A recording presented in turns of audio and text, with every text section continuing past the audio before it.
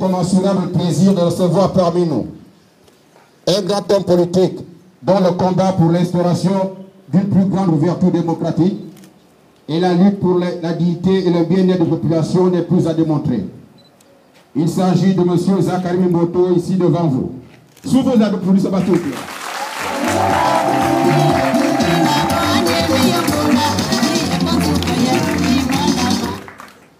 Je profite de cet instant mémorable pour lui souhaiter au nom de tous les policiers de la liste indépendante du groupe Naïka et de toute la population de Ndjolé, animée de changement, une cordiale bienvenue parmi nous, ainsi qu'à toute la délégation qui l'accompagne.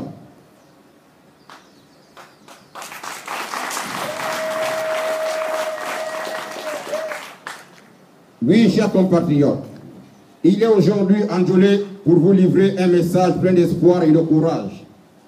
Un message pour le changement véritable dans la commune de Ndjolé, afin de rompre avec la médiocrité et la médisance, mais à condition que vous puissiez prendre vous-même vos responsabilités le 14 décembre 2013 pour arracher Ndjolé qui est prise en otage par des gens qui n'ont plus rien à vous proposer. Ce qui n'est plus un secret pour personne, et nul ne peut nous prouver le contraire. Qui a dit en Ndjolé que les femmes, les maquinas, les quotas, les zakélés, les pounous, les nzébi, les téké, les pouvis et tout le reste, tous comme un seul homme, ne peuvent pas se lever un jour pour dire non, ça suffit comme ça en Ndjolé. Chers compatriotes, les élections sont les seuls moments où tout électeur non candidat comme vous devrait savoir apprécier pour faire la différence entre la vérité et le mensonge, entre le oui et le non. Et comme en Ndjolé, c'est le non catégorique qui doit l'emporter prochainement, et j'en suis sûr, au regard du tableau politique très sombre dans la commune, en cette fin du deuxième mandat, soit 10 ans de la gestion de la mairie de Ndjolé par le PDG. Entre autres, qu'est-ce que nous pouvons lire exactement dans ce tableau? Rien que des assassinats, des crimes rituels, les crimes économiques à travers la gabégie dans l'exécution du budget d'investissement, les détournements dans les recettes propres de la mairie, la mauvaise utilisation du matériel de la mairie dans sa globalité, l'injustice dans la distribution des bourses que nous allons revoir si vous nous faites confiance, l'incapacité à satisfaire la population par une véritable réglementation du transport urbain dans la commune, l'absence d'une autorité municipale de proximité pour pallier au désordre et à l'anarchie dans la commune. En un mot, une gestion calamiteuse des affaires de la cité. Au regard de ce qui précède, et conscient de l'enjeu de ces élections qui arrivent, ils sont désormais habités aujourd'hui par une peur inouïe. La peur parce qu'ils vont perdre ces élections. La peur parce qu'ils reconnaissent avoir très mal géré. Raison pour laquelle Ndjolé a eu un ministre délégué, dit-on, d'après les déclarations du député lors de la récente rencontre avec les femmes de la commune. La peur parce qu'ils ne vous ont pas respecté. Et tenez-vous bien, jusqu'à ce jour, ils ne savent même pas celui qui sera encore nommé comme maire dans leur liste en cas d'une possible victoire. Ce qui n'est pas le cas dans les autres listes où les telles listes sont des maires d'office en cas de victoire. La peur parce qu'ils vous ont insulté, voire humilié. La peur parce qu'ils ont mis Daouda devant et vous derrière. La peur parce qu'ils ont tué. Il y en a même qui ont livré, qui sa mère, qui son père, qui son voisin, qui son neveu ou sa nièce, voire l'enfant de l'autre et non son propre enfant. La peur parce qu'ils vont encore faire dans la menace et l'intimidation, comme d'habitude. Mais rassurez-vous, ils sont considérés désormais comme des gros chiens lourds qui n'ont plus de dents et qui ne peuvent plus vous mordre. Ne suivez pas le ngounda qu'ils font encore par-ci et par-là. C'est pour rien, comme disait le vieux Thomas dans ses chansons.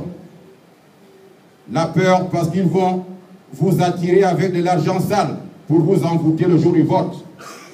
Faites seulement très attention. La peur parce qu'ils n'aiment pas la concurrence, à l'instar de la réflexion de l'école protestante du foyer et de l'église catholique Saint-Michel de Ndjolé, qui sont les œuvres des vrais fils de Ndjolé et non des députés ou des ministres, encore moins des sénateurs, des maires, tous sortants, encore candidats. La peur, parce qu'ils font dans le trafic d'influence au lycée François Meyer de Njolé, où certains membres de la main-d'œuvre non permanente et quelques enseignants identifiés et assoiffés de promotion ont transformé l'établissement en celui du PDG, en procédant par un matraquage psychologique des élèves. Mais pour leur gouverne, nous disons à ces militants escalités du PDG qu'ils devraient avoir honte lorsqu'on sait que le seul unique établissement secondaire du département ne dispose même pas de plateau de sport, à tel point qu'un élève part jusqu'à ce jour de la 6e en terminale sans pratiquer le basket, le volley ou le handball, sachant très bien que le sport est un facteur de socialisation. 1 million prévu dans le budget du lycée pour acheter les médicaments. Où est l'infirmerie? 9 600 000 pour acheter les manuels scolaires. Où est la bibliothèque? 1 million pour acheter le matériel de sport. Où est ce matériel? Une salle de prof avec des banques de fortune. Pas de toilettes, pas d'eau, obligeant les élèves et les professeurs à se soulager derrière les bâtiments et en plein air. Chaque année, ils se posent avec acuité un problème de table-banc.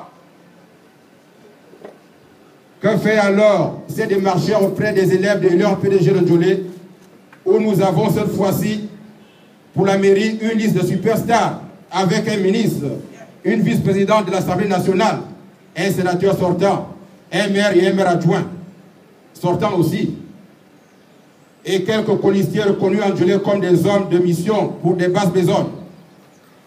Cette situation criarde au lycée a même obligé les autres élèves du Gabon à sortir de leur salle de classe pour contester et dire non, trop c'est trop. Que ces démarcheurs et les PDG hors normes de Njolé nous prouvent donc le contraire. Et enfin la peur parce qu'ils vont mentir au président de la République à Libreville, qui sont les seuls à décider sur Njolé, tout simplement parce qu'ils auraient distribué en termes de bilan quelques cuisses de dindon et de poulet à la population, payer les factures de courant à certaines personnes ou des taxes au marché pour les commerçantes et distribuer les petites enveloppes à d'autres. Et par rapport à tout ce chapelet de peur et d'angoisse que je viens de vous énoncer, comment voulez-vous encore souffrir en accordant encore une fois votre confiance pour un 3e mandat à ces mêmes personnes?